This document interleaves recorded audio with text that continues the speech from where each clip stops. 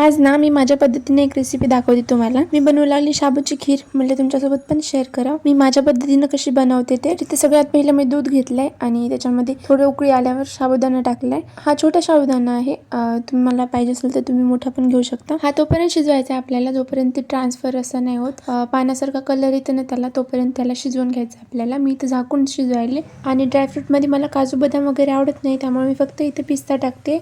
साखर आणि पिस्ता मी फक्त एवढंच टाकले याच्यामध्ये। आता पूर्ण शाबू शिजलेला आहे, बघू शकता तुम्ही इथं दुधामध्ये पूर्ण शाबू अलग दिसायला। त्यानंतर ना मी ह्याच्यामध्ये पिस्ता टाकला आणि थोडस झाकून ठेवून झाली आपली खीर। त्यानंतर एक साईडला मी माझ्या मुलीसाठी खाऊ पण बनवला होता। आज आहे आषाढी एकादशी आणि तुम्हा सर्वांना आषाढी एकादशीच्या खूप खूप शुभेच्छा। आणि त्यासाठीच मी इथं धनला तयार केलं होतं। कशी दिसते माझी मुलगी मला नक्की कमेंट करून सांगा। आणि त्यानंतर ना रात्री लेकरांनी खूप जास्त पसारा केला होता वरच्या रूम मध्ये, तर मला ते आवरायला जायचं होतं। त्याचबरोबर ना 2 दिवसाखाली जिजूचा बर्थडे होता आणि हे फुलाचे गुच्छ आले होते। ह्याचे फुलं खूप छान राहिले होते, म्हणून ह्याचं काहीतरी करावं म्हणलं आज डेकोरेशन, पण ते काही जमलं नाही, पूर्ण दिवस कामात गेला। चला मग आजच्यासाठी एवढंच। व्हिडिओ आवडला असेल तर लाईक करा। बाय।